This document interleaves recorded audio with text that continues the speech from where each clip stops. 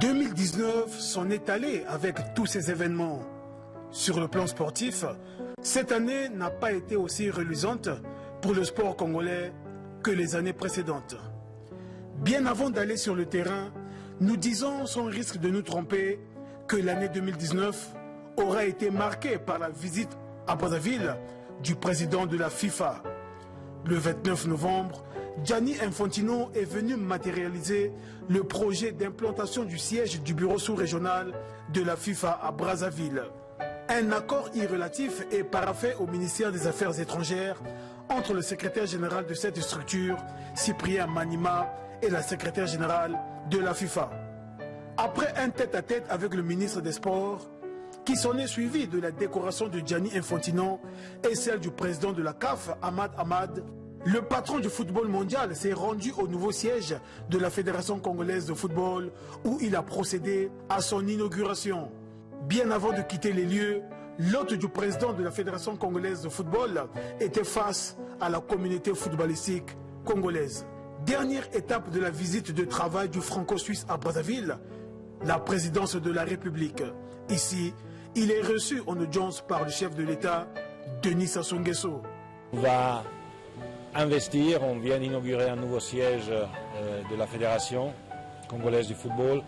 On vient d'inaugurer et de signer un accord avec le gouvernement pour mettre le siège régional de la FIFA ici. Donc la FIFA va être très présente à Brazzaville et va en fait coordonner les travaux pour toute cette région depuis ici. Et sur le terrain, 2019 n'a pas été du tout rose pour le sport congolais, notamment le football. Le 24 mars à Harare au Zimbabwe, les Diables Rouges ratent leur visa pour la CAN à 24 équipes Égypte 2019. Les Congolais sont éliminés, battus par 2-0. Le deuil des Congolais s'est poursuivi avec les Diables Rouges U23. Eux aussi n'ont pas pu aller en Égypte puisqu'ils ont été éliminés au troisième tour par la Zambie. Au match aller à Lusaka, ils s'inclinent par 2-1 et le 4 novembre à Brazzaville, le nul de 3 buts partout élimine les Congolais. Une élimination qui ne restera sans conséquence. Le sélectionneur Jean-Élie Ngoya dépose sa démission pour n'avoir pas atteint les résultats escomptés. Le sourire des Congolais viendra cependant du côté des Diables Rouges locaux qui obtiendront leur ticket pour la phase finale du CHAN. Au match aller, les Congolais réussissent à décrocher un héroïque match nul de 2 buts partout et au retour au stade Alphonse Massomba Déba, ils décrochent leur ticket en s'imposant sur le score d'1-0. En club, 2019 n'a pas été une année prolifique pour les représentants congolais en compétition africaine interclub. L'AS Auto et l'Étoile du Congo, qui ont respectivement représenté le Congo en Ligue des Champions et en Coupe de la CAF, n'ont pas pu atteindre le dernier carré. Le 24 août, l'AS Auto est prématurément éliminé dès le tour préliminaire. Malgré sa courte victoire à Ouando face à Mamelodi Sundowns de l'Afrique du Sud, les Congolais sont battus à Pretoria lors de la manche retour par 4-0. Idem pour l'Étoile du Congo qui n'a pas fait le poids face aux Égyptiens de Pyramide FC. Battus au match aller au Caire par 4-0, les Stéliens ont été éliminés le dimanche 25 août au stade Alphonse Massomba Déba où ils sont également battus par 1-0. Au niveau local, le 14 août, le public sportif congolais s'est rendu au stade Alphonse Massomba Déba pour assister à la finale de la Coupe du Congo édition 2019. Une finale âprement disputée entre l'AS Auto et l'Étoile du Congo. Après le nul vierge au temps réglementaire, c'est à la fatidique épreuve des tirs au but que les Stéliens l'emportent par 4 tirs contre 2. En ce 59e anniversaire de l'indépendance du Congo, dans la matinée, la ville capitale a vibré comme à l'accoutumée au rythme de la 16e édition du semi-marathon international de Brazzaville. Après le coup d'envoi donné par le président de la République, près de 1000 athlètes ont parcouru une distance de 21 km 100. Avec un chrono d'1h04 2 tierces, le Rwandais Félicien Moiritiri a remporté la palme.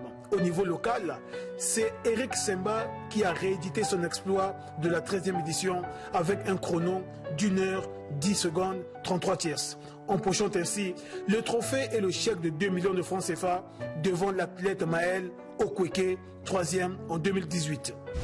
Le handball, parlons-en dans cette rétro 2019. Du 4 au 13 octobre, le Congo a été représenté à la 41e édition du championnat d'Afrique des clubs champions à Praia au Cap-Vert par la DGSP et Abosport, en senior dames et en senior hommes par l'Étoile du Congo. Une fois de plus, la hiérarchie a été plus que respectée. C'est le Primero en dames et le Zamalek en hommes qui sont montés sur la plus haute marche du podium.